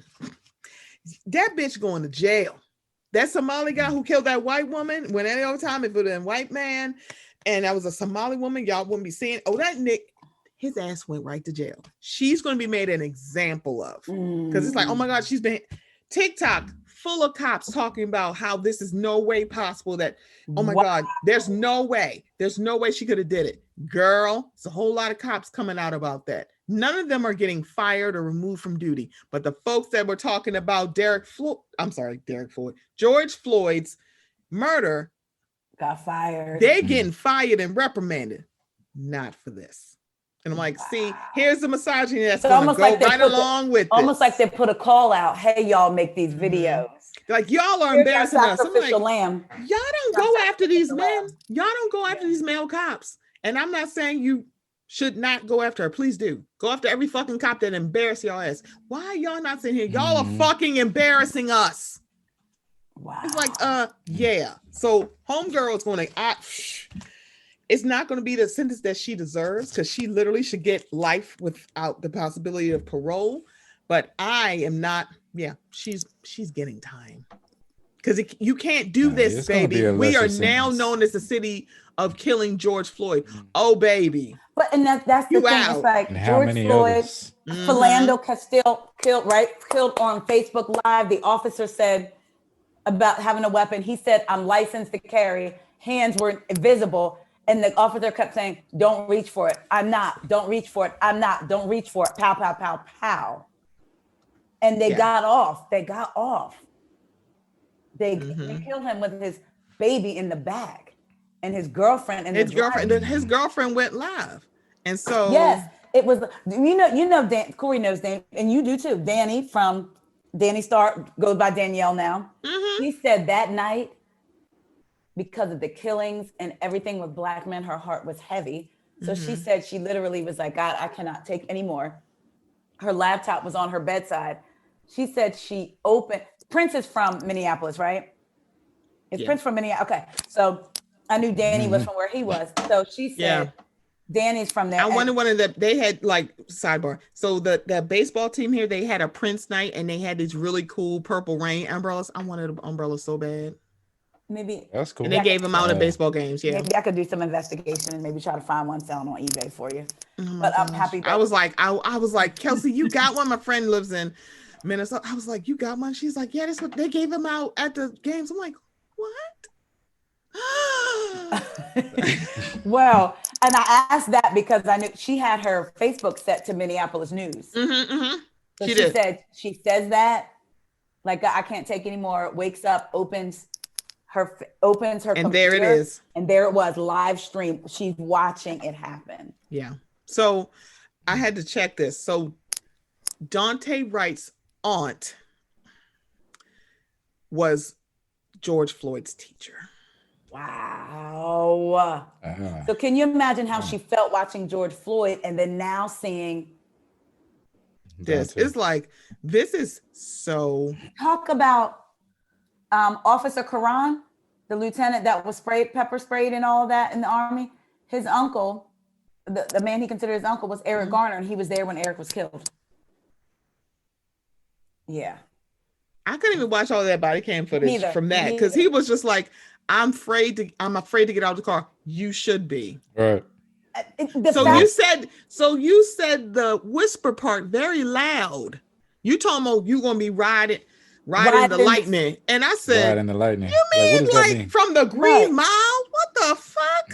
You said I heard you say that. That's what they ride the lightning. You gonna ride the lightning? So, have you ever seen the movie The Green Mile? I mean, come on now. Of course, I have. I have. You know, I come on now, Stephanie. You know me better than this. So, no, is that what you're saying? Yeah. You know me, Stephanie. So no.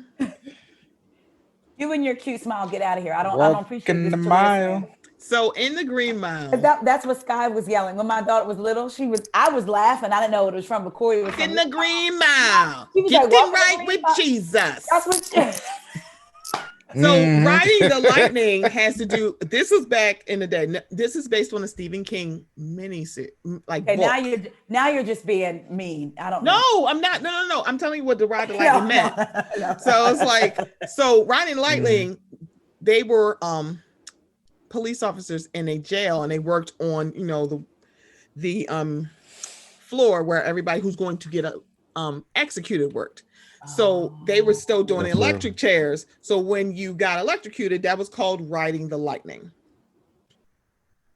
You said this to a Army lieutenant who would know what that meant, probably. Who knows what the fuck that was? Even if he wasn't like somebody like Taria who don't watch movies because she don't watch them. Because Cory like, look, you ain't watching this movie. You talk too much. I'm gonna watch this by myself. It's not me.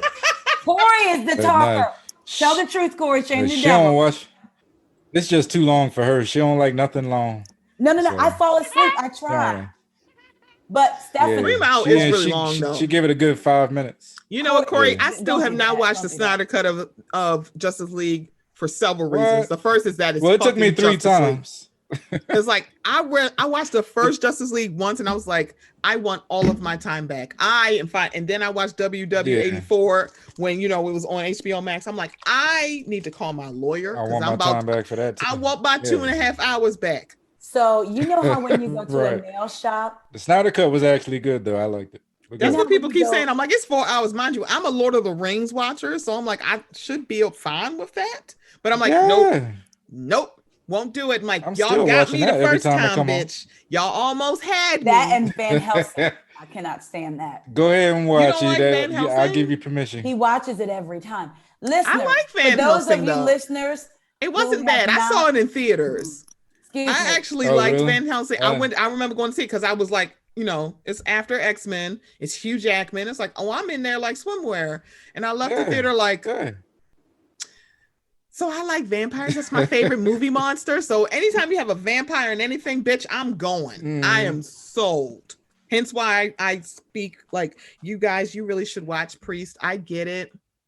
Okay, so I'm pardon the interruption, listeners. Oh, God. I'm coming to you with an emergency breakthrough like back in the day. No, we don't. You know how when you go to a nail salon and they speak a different language in front of you and you wonder if they're talking about you? That's what I have right now because clearly what they're doing is a different language right in front of me.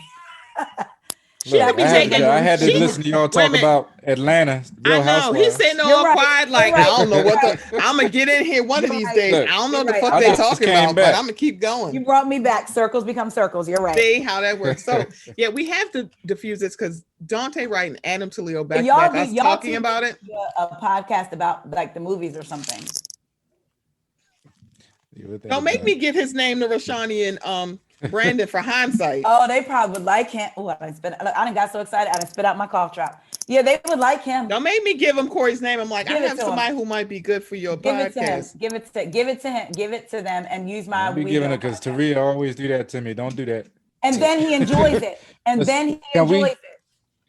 Huh? And then he enjoys it. So I will tell you. I'm gonna bring us back to focus real quick. Here we go. Here we go. Because I guess. Can we talk about why he got pulled over in the first place though? When they talk about the fire, the trees hanging from his the air freshener. I was like, wait a minute, that's a law where you can't hang it from your rear view mirror. But also, let's point out the fact that they pulled up that he had a warrant.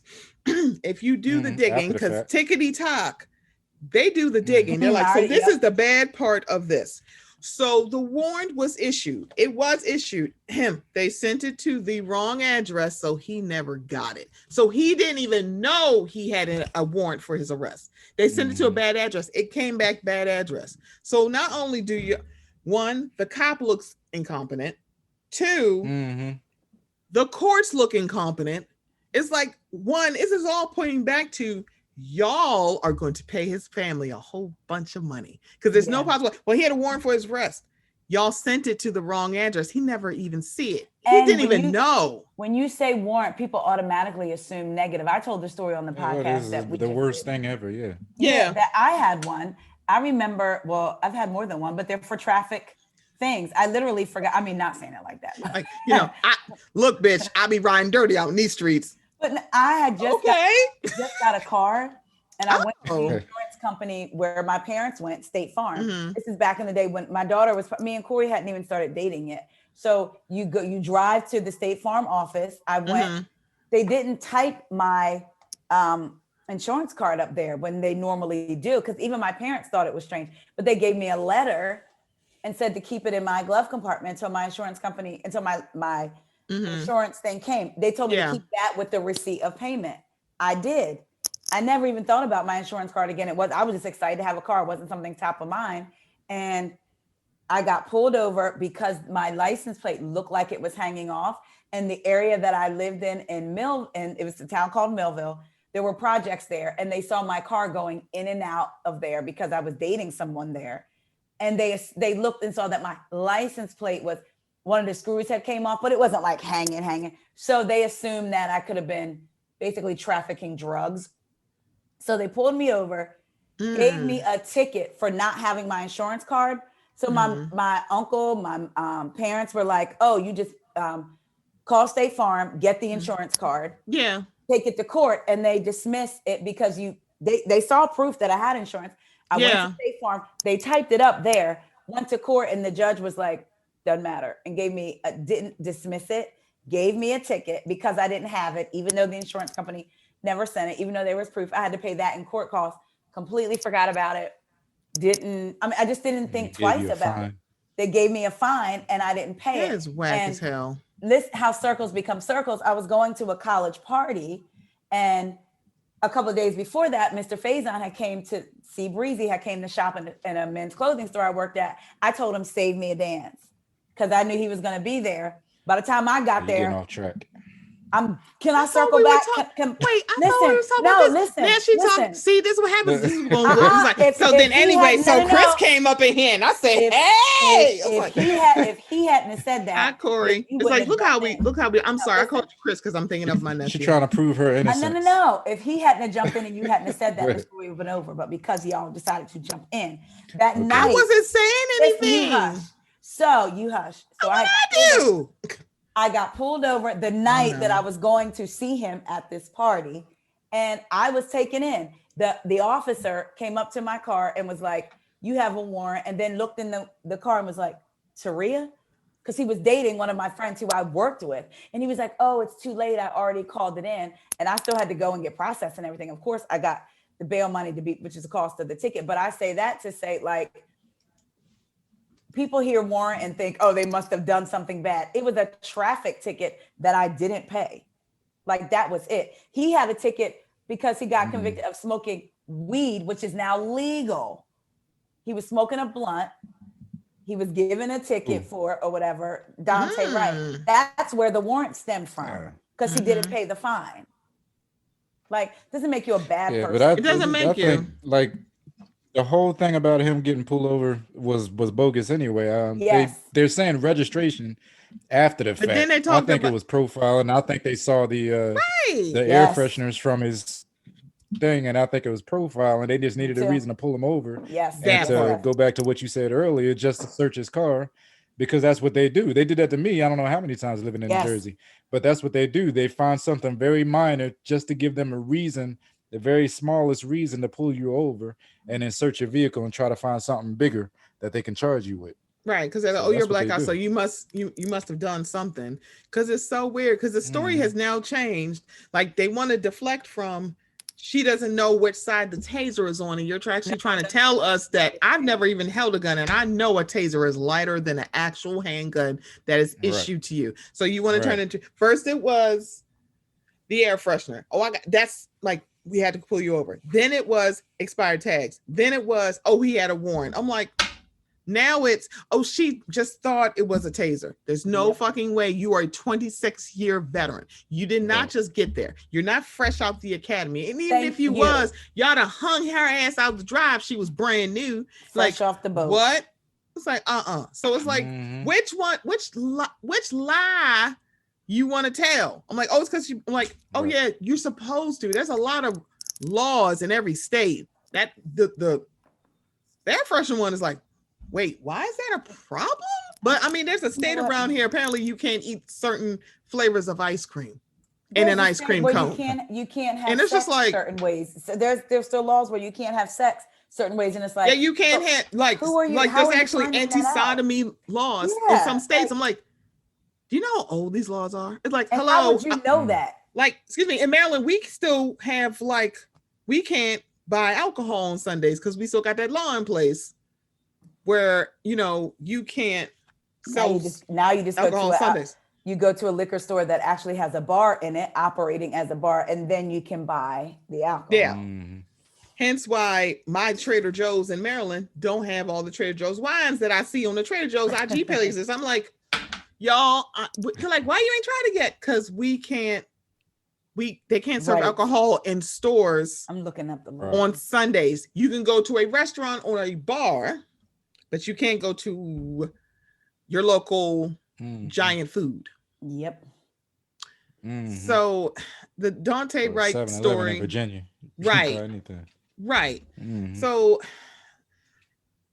the Dante Wright story, the fact that he has eerily, it's like we say, like in Baltimore, people know each other. People, it's like literally not even 6 degrees of separation. It may be like 3 degrees of separation, and we call it small-timore. Like, damn, Baltimore is small.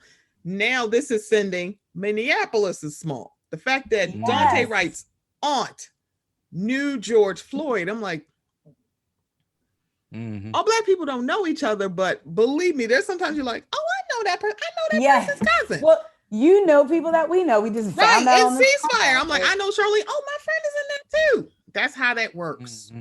Randy. I mean, and Randy Roberts. I was like, everybody we talked about in the beginning. And when I first met Taria, we were talking about Potomac, and I talked about Jamal Bryant. She's like, I went to Jamal's church. I'm like, and she was like, what? Like, wait. And then we find out we live real near each other. We're like, yes. She was like, Stephanie, where do you live? I'm not even going to say it on the podcast, but no, we're not. In the area Darnell lives. Well, used to live when you went over there. Why his face going like? Well, I'm like, are you catching what I'm saying, Cory? He is not. Are you talking to me? Yeah, yes. I said she lived. We're not going to say I'm sitting here wondering. He was so still. I thought you was talking about her. I'm sitting here wondering when she went to his house. I'm like, no, He was so afraid. I will only go to Darnell's house that? if he is single. If he's not single, I'm not going there. Right, Okay. not. Then you're probably not going. Okay, good. So, no, I'm not Cory, coming to Darnell's house. Yeah, but I know where he lives. Yeah, I know where he lives. Yeah. Oh, well, I know where he used to live. That's how close we live. Oh, okay. See? Yeah. See, I need y'all to get. Wait a minute. He was so still. I thought he was. He was just like, "Oh wait, you talking to me?" I'm waiting. I'm waiting for her to answer. He was just like, "Why she?" Then he was it'll be like, "What the fuck are they both looking at me for?" Right. It's like, "Why are y'all looking at me?" Let me tell you, Stephanie. I'm sitting here thinking to myself, I didn't know y'all was that close. We would have got off this podcast, and Cory would have been like, "When did she go to Darnell's house for what?" Right. Like, look, if Darnell's single, then I might knock and ask for a cup of sugar. But if he's not, nope, not doing it. We're gonna have to find you another door. That's fine. I know you probably could find me one. We definitely can. Cory, we're gonna put our heads together. Okay. I got y'all. Okay. See, this is the kind of levity I needed because this is heavy.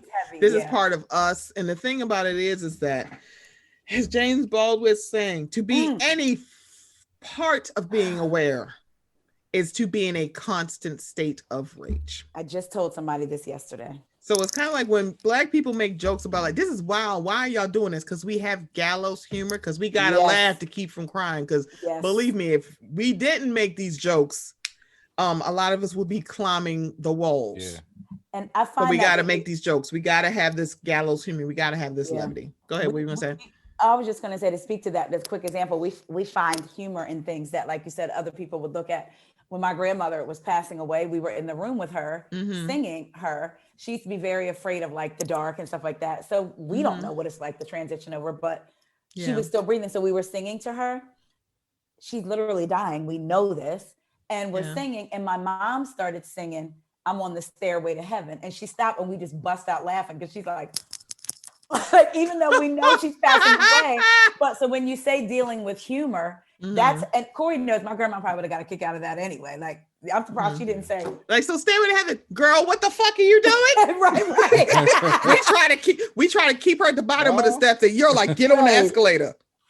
He knows my grandma. She would have been like, but I'd say that to say we deal with humor like that. Like about a couple of days after she passed, it was the strongest bolt, like thunder sound I've heard in Maryland. It kind of like shook Maryland a little bit. And I called my mom and I said, "Oh, Maddie done met up with Alonzo."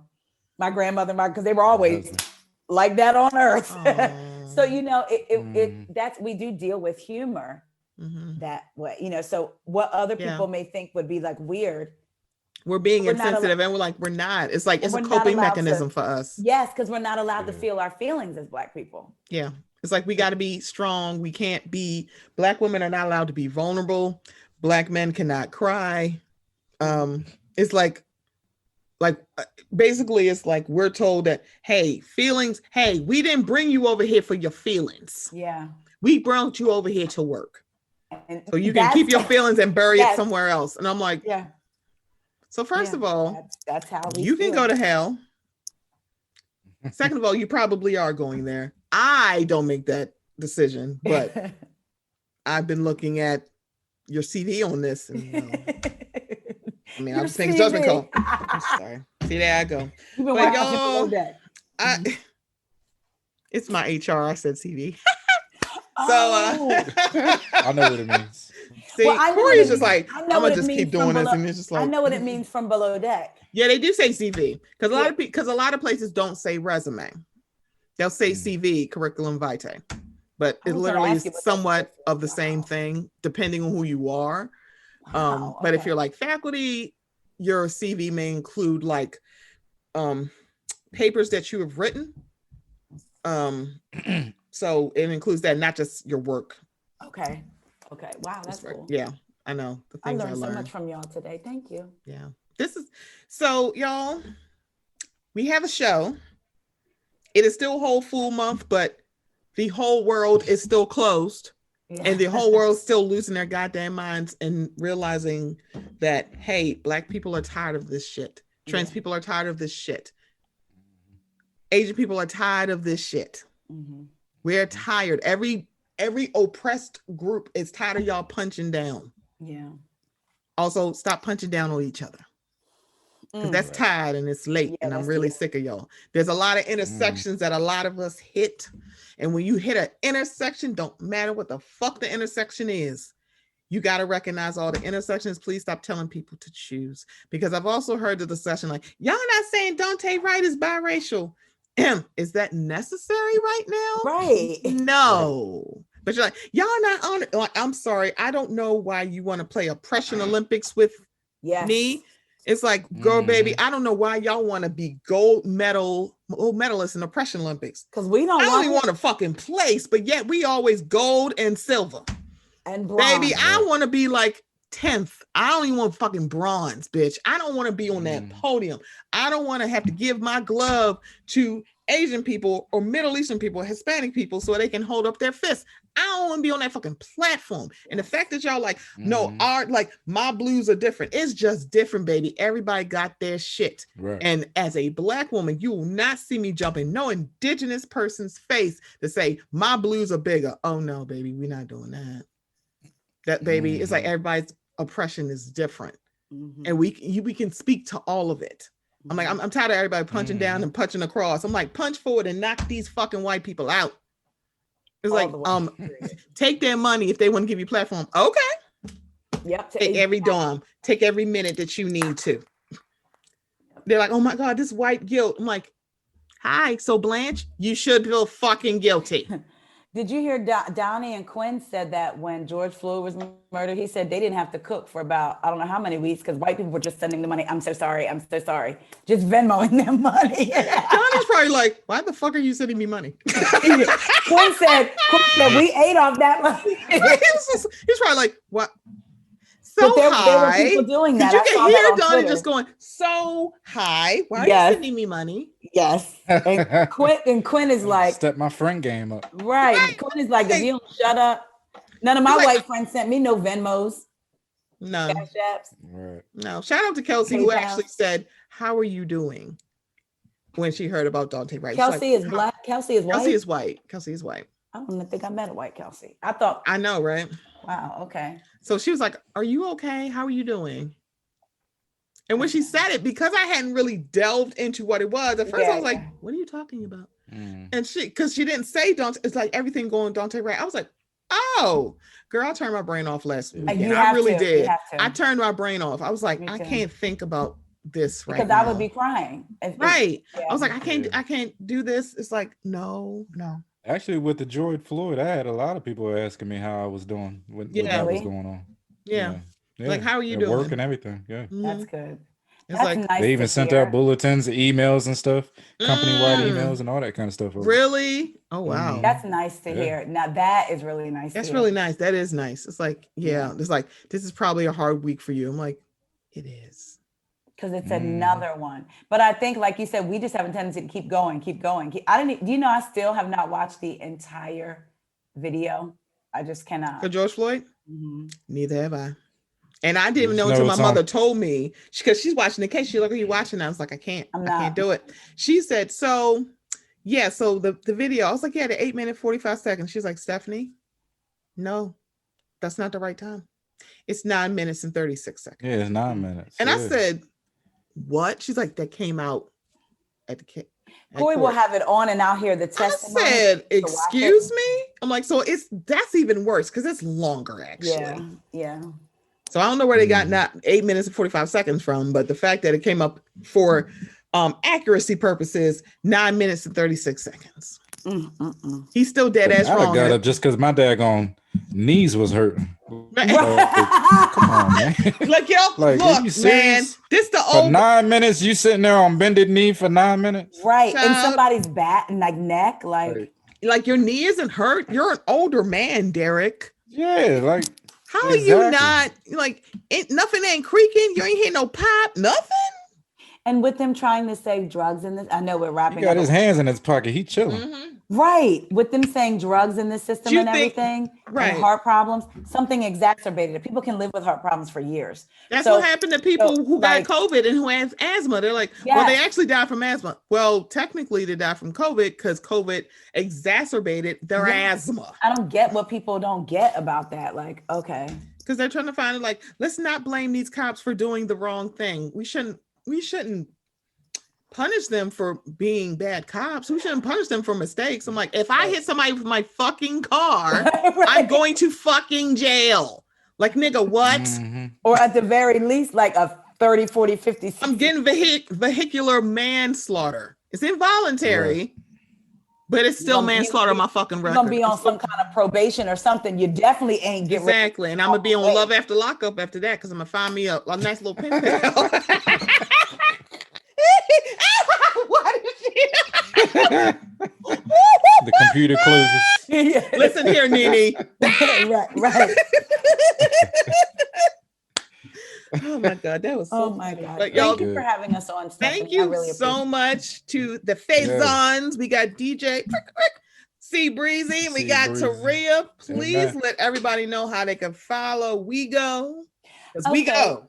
Guys, thank you again, Stephanie. Thank you so much for having us on. We really had a good time. I will say it is your fault, guys. You will not be getting a Patreon this week because I'm not recording nothing, because I feel like I've had a meal recording with you, and a meal makes you nice. 55 videos out for y'all to look. No, I love. We're just gonna release yours on our Patreon. right, Cory. Good thinking. See, that's my partner. Good looking. So, Stephanie, thank you so much, actually, for having Cory on. He knows I love doing stuff with him. So the more we get to do it, and I appreciate you. Stephanie is become a friend that will be coming over. Yes, and be bringing your. We got to get you vaccies. Yes, vaccine. Oh wow, she ain't playing around, Cory. I thought she was like, no, you got to be vaccinated. Okay then, but anyway, don't make me show my card, because I'm trying to figure out how to laminate this shit. We gonna get it, but you can find. You fully vaccinated now? Mm-hmm. Yes, Stephanie's fully. fully. Don't make. I will text my dad to ask him, because he pulled some strings, because he had to do it. Because one, they're not doing it for all civilians. Like if you work at a hospital, they're like, hospitals can work it out. I didn't lie on mine, but I should have put that I still drove for Lyft and Uber. Technically, I never quit. But they're not doing it for like people who work at schools. You want to bring these kids back, but you don't want to vaccinate the staff. It's so different in every state. My son filled his out. That night he got an email to come the next day. He's in California, so yeah. But you guys can find me on Instagram at WEIGO, WEIGO podcast. Mm-hmm. Find the podcast. What else is going on? All places podcasts can be found. We are on Patreon, patreon.com/what else is going on. And because we do record a lot, if you want to support the cause but don't want to necessarily commit to a Patreon, you can go to buymeacoffee.com/WEIGO. Thank you so much again. And if you want to find C Breezy, find him at T like Tom, S like Sam, FAISON. Y'all, that's my Instagram. He was like, that's not. No, I'm just kidding. That's just. I didn't hear no C. Right. He was like, really?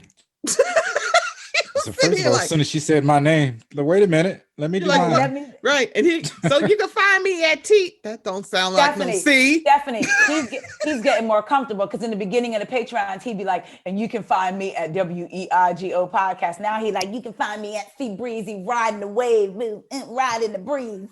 He gets all comfortable. I don't know who that is, but like y'all do. It feels like you can find me at C Breezy. Spell it, because people gonna be good. You spell I'll put it in the show notes, so go right ahead and spell it. CBREZZEE. Let me look at it real quick. I got too many. I had to spell it crazy because somebody used the correct spelling. I knew that. Isn't that crazy? Isn't that crazy? It's like, yeah, I didn't think somebody else used that name. I'm like, what? You're like, what do you mean I gotta pick another one? It's like, what? Right. Yeah, but you can find me at C Breezy on Instagram.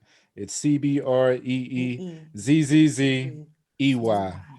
And of course, I'm behind the scenes on her WEIGO podcast, so go check her out, WEIGO podcast, or Wake Up with WEIGO on Patreon. Y'all come look us up. And I have a new series on Instagram called Wake Up with WEIGO, no more than 15 minutes. And I just try to give you the daily, not necessarily daily, but some stories that I feel like we all would want to talk about. Stephanie is going to be a correspondent. So when she sends in her things, you'll hear me say, now over to our correspondent, Stephanie. Stephanie just found out she got the job. Oh, that's cool. Right now. Literally like 15 seconds ago. It's like, oh, okay, I'm here.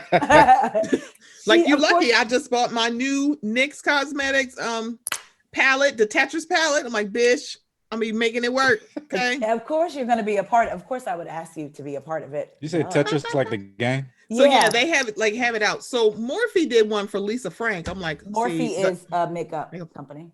See, I love that you're like, see, I love that she can now school you or something. And he like, see, I could have figured this out, Taria. That's very true.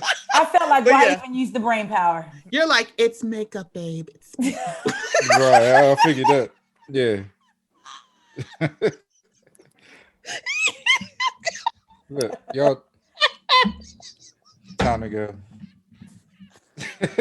Everybody's giggly now. You know what time it is. But, this is the Mocha Minutes podcast. We're gonna stop this recording because I will keep. I feel like Taria always she says she kidnaps people. I'm like, we feel like we're willing participants because we don't like, bitch, we gotta go. We don't do that. We just stay. We don't. Right. Like, I feel like I'm kind of. I said to Cory, I got to let Stephanie know we're recording. I'm gonna have a heart out.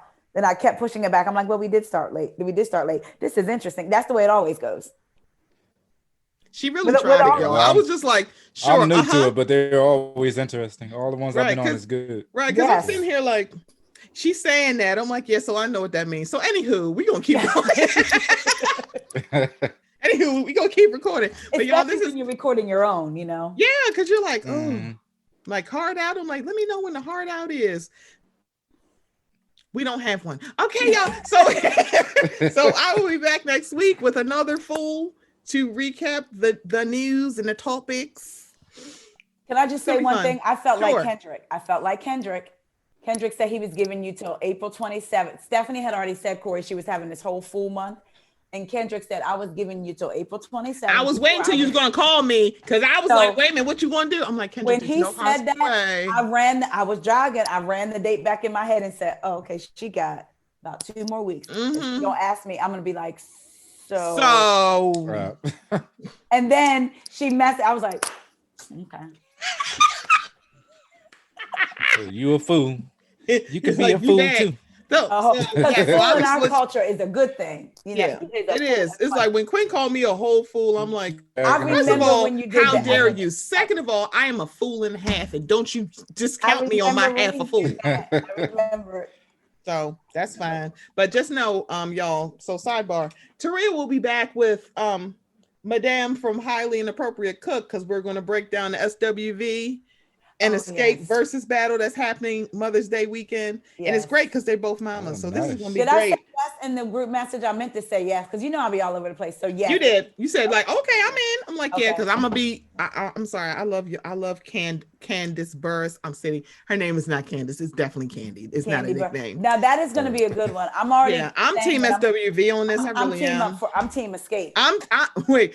I'm team Pick Me anthems. Okay, that's SWV. Y'all need to read those lyrics of those SWV songs. They are very much like, I will fuck your man in your face. Yeah. It's like, like, she don't love you, come over here with me, girl. Can't you find your old man? Like, what? But then again, when you jump over to Escape and you think of you're my little secret. Yeah, well, of course. Well, I mean, I'm looking at I'm looking at somebody in that group and it's like, yep, that tracks. Y'all had a lot of secrets. Okay, yeah, I'm sorry. Some like, yes, right. I don't mind being a side chick. You would say that, wouldn't you, Tiny? Wow. See, that's rude. I'm sorry. It's a whole full month, y'all. Y'all love me through it. Everybody, please have a good week. As Erica De Niro says, please protect your energy. Yes. And if you have to mute words, baby, mute them, please. Because like, please don't put yourself into a pretzel so that you can stay up to date. No, it's okay if you shut things off and mute shit and mute people. Right. And if your family is being, or if your Facebook friends are acting like complete jackasses, please block or unfollow or unfriend them. That's it. That's all. You ain't gotta explain. I don't care what your nana said. Why you unfollow my brother? Because he's a bitch and I'm not doing this with you no more. Don't say it to your nana because she'll slap your teeth out. But you could just say, "I'm sorry, I had to." Right. Self-care. Say self-care. Don't say I'm a slap. Like, Yeah. I don't want nobody's grandmother PC. like slapping y'all, and then y'all come to me. See, I said what you said, and she hit me. Yeah. Well, I'm gonna tell you to jump off a cliff. Let me know when you're gonna jump. See, nope, not gonna get me, heifer. And if it's your family, it's okay too to sometimes unplug. Just say the prayer, may the Lord watch between me and thee while we're absent one from another.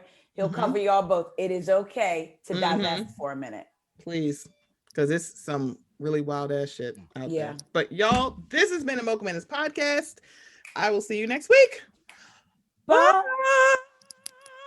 Bye. Bye, guys.